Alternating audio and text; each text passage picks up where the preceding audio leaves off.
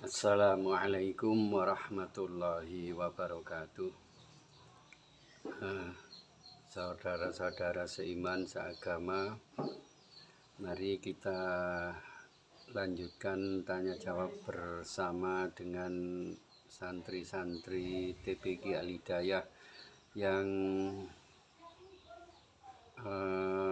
biasanya mereka bertanya tentang beberapa hal yang mereka belum tahu, dan kadang-kadang saya juga kewalahan menjawab. Ya maklum, ilmu saya juga terbatas. Jadi jika ada jawaban saya yang kurang pas, kurang barangkali tidak ada dalilnya, itu Anda sebagai pemirsa itu dapat meluruskan saya kembali, sehingga jawaban saya nanti akan menjadi benar. Dan semoga apa yang saya usahakan adalah atas izin Allah, atas bimbingan Allah, sehingga saya berusaha untuk menjawab pertanyaan-pertanyaan sebenar-benarnya, sebaik-baiknya. Monggo Anda bantu dengan like, share, subscribe, dan bunyikan loncengnya. Wassalamualaikum warahmatullahi wabarakatuh.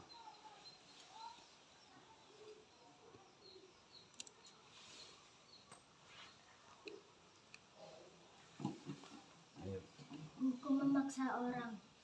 Hukum memaksa orang.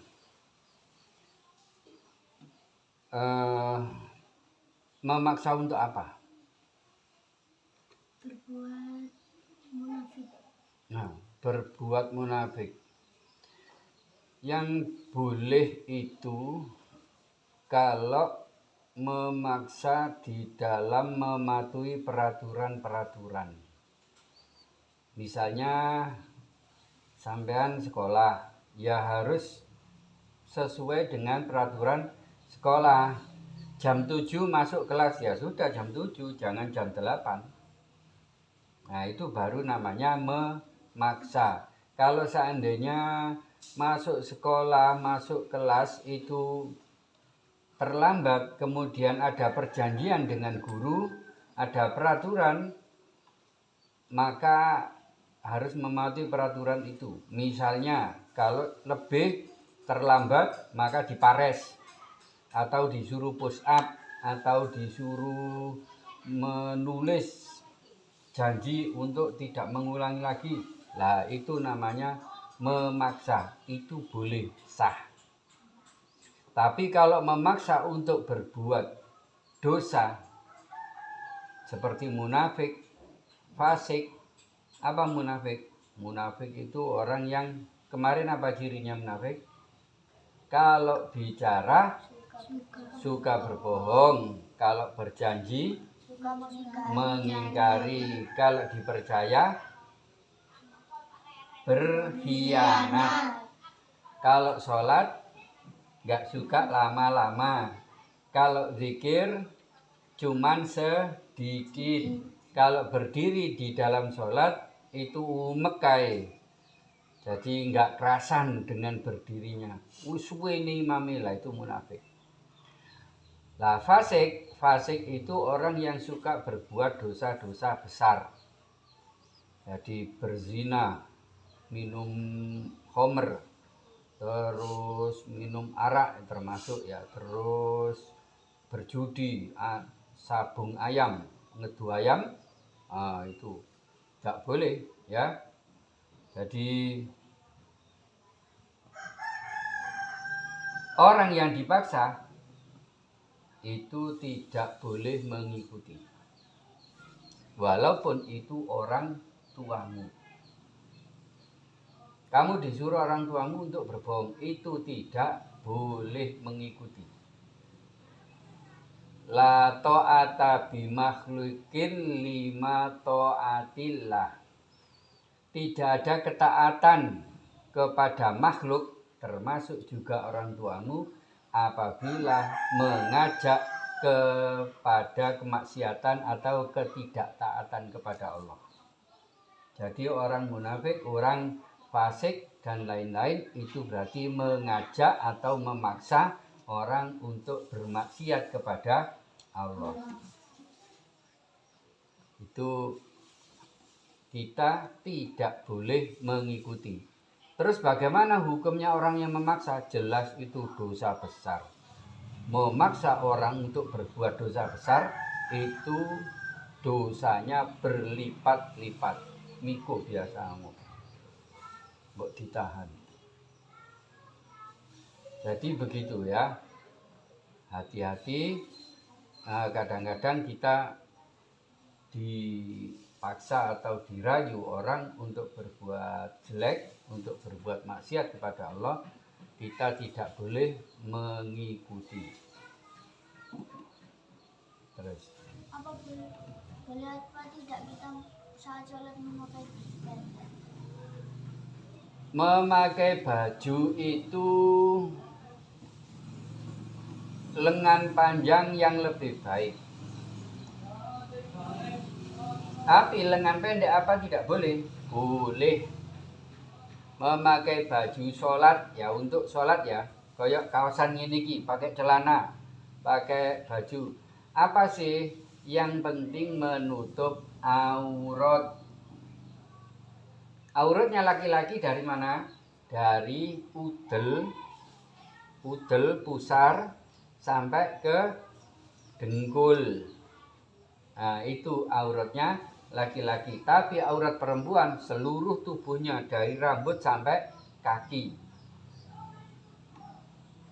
Bahkan kaki disuruh lebih baik menutup, ojo sampai ketok.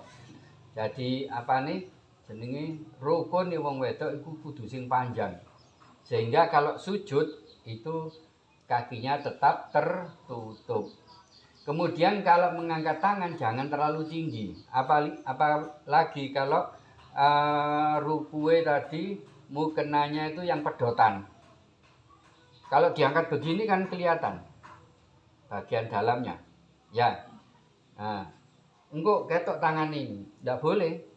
Makanya kalau mengangkat tangan perempuan jangan terlalu tinggi sampai menyingkap mukenanya. Yang lebih baik pakai mukena terusan.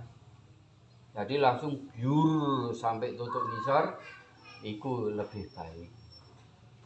Karena kalau diangkat begini, tangan tetap tidak akan terlihat. Bagian dalamnya mukena, pakaian dalam itu tidak akan terlihat.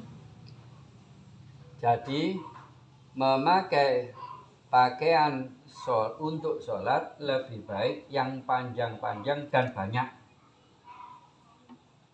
Pakaian cuma 1 lapis, apa 2 lapis? Ini 2 lapis. Artinya apa? Nanti pakaian kita ini menjadi saksi di hadapan Allah ketika di yaumul mahsyar. Jadi kalau perempuan pakai berlapis-lapis pakaian nih, wis pakaian biasa, sik pakaian dalam, mari ngono sik pakai mukena, lah itu nanti semua pakaian itu bersaksi di hadapan Allah.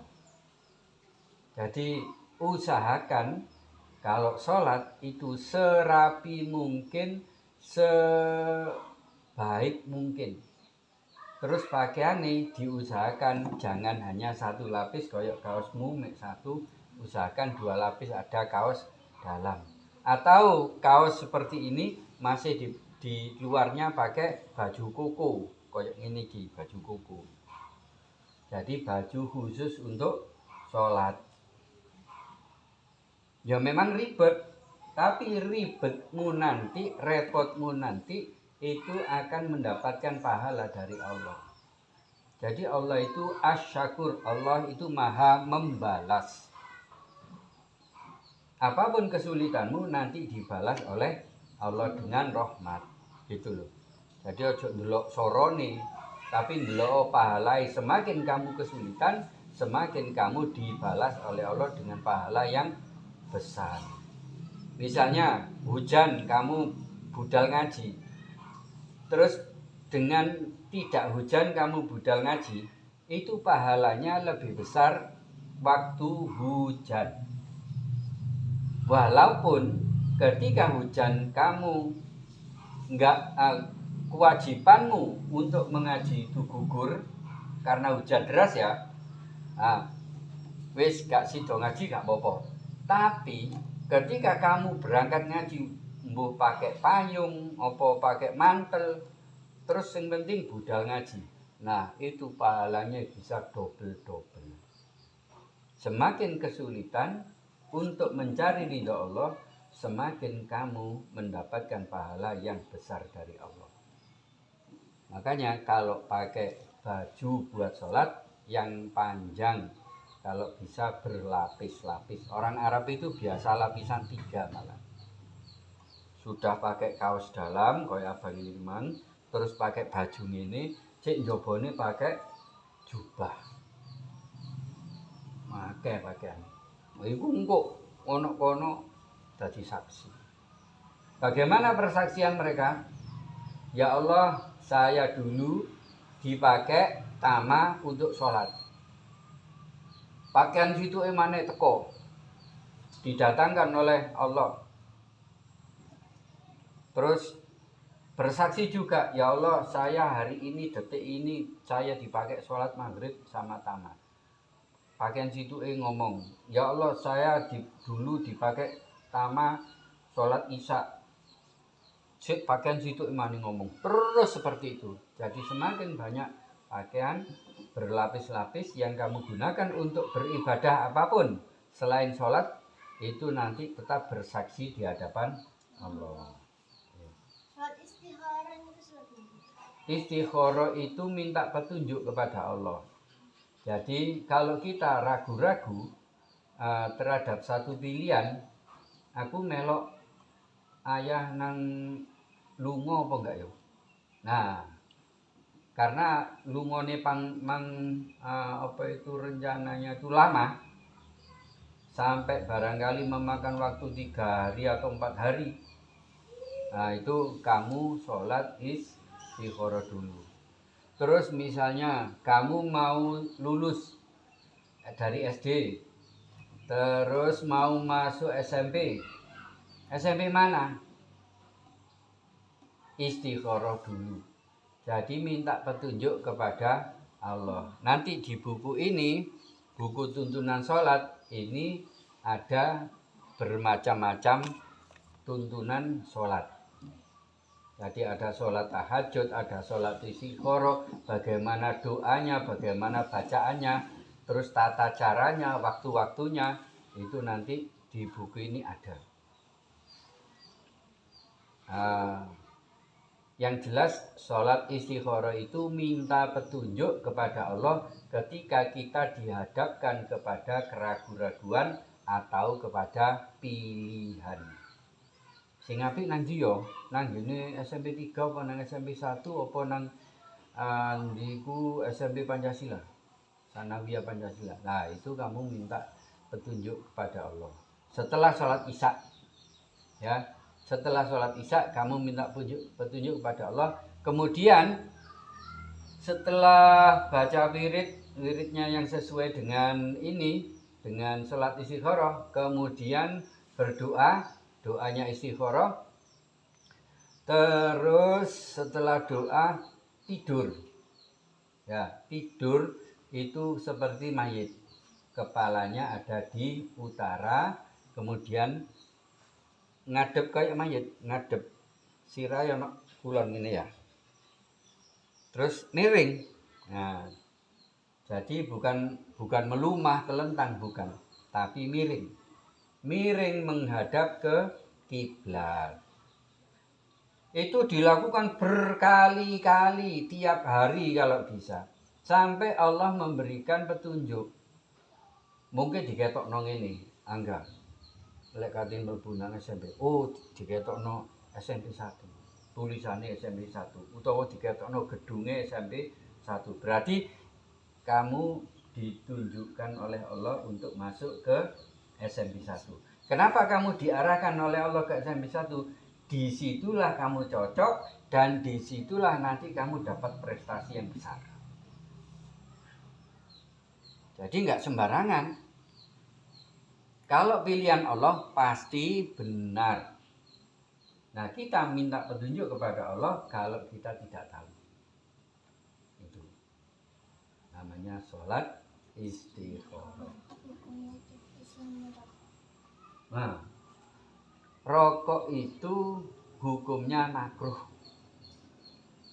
Makruh itu artinya tidak disukai atau dibenci, tapi tidak haram. Nah, ya, merokok itu hukumnya makruh tapi tidak haram.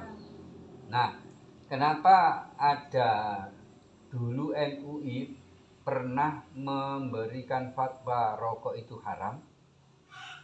Karena mungkin sebagai bagian dari negara, MUI itu Majelis Ulama Indonesia, itu agar masyarakat Indonesia ini tidak merokok karena rokok itu merugikan. Rokok lalat itu udah. Nah, pemain saiki Surya itu berapa? 20.000 apa 21.000. Surya. Belum lagi rokok-rokok sing lain. Ono sing mahal. Sampai ada rokok yang harganya 30.000 lebih. LA sing ireng kemarin apa? Takon niku 31.000. Isi 20. LA. Jadi LA yang bull ireng. Nah, itu kalau habis satu hari habis 30.000, berarti 1 bulan sudah 900.000 dibuang. Uang 900.000 dibuang, dibakar. Eman kan? Nah, kemudian itu dari segi finansial atau segi keuangan. Sekarang dari segi kesehatan, orang merokok itu kurang sehat. Sering-sering merokok, apalagi rokokan ambek turu, ambek leyan, itu asapnya tidak langsung bisa keluar. Ejek mengendap di tenggorokan, bahkan mungkin masuk ke paru-paru. Kalau sudah seperti itu, bisa lama-lama endapan asap rokok ini kan mengandung kafein. Kafein itu kan racun. Lama-lama menggumpal kafeinnya, lama-lama racunnya menggumpal, lama-lama orang ini kena serangan paru-paru. Paru-parunya bisa enggak sehat. Nafasnya enggak sehat. Terus mengurangi nafas panjang. Orang yang merokok itu nafasnya menjadi lebih pendek. Jadi banyak resikonya merokok. Tapi kenapa masih banyak orang yang merokok? Itu ya tergantung. Kadang-kadang ngerokok itu masih kiai yang akeh sing rokokan. Kenapa kiai rokokan? Nah, itu tergantung kebutuhan. Ya, walaupun hukumnya makruh, tapi kalau orang ini butuh, misalnya untuk mengusir nyamuk, itu delon-delon wong sing nang alas-alas itu. Gak nggawa obat lamuk ya, tapi nggawa rokok. Nah, itu karena di alas rokok nyamuke wakeh gitu.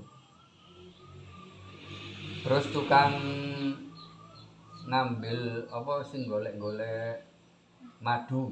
Nah, itu rokokan. Gawe mengusir lebahnya. Lebahnya biar tidak agresif, gak ngentupan.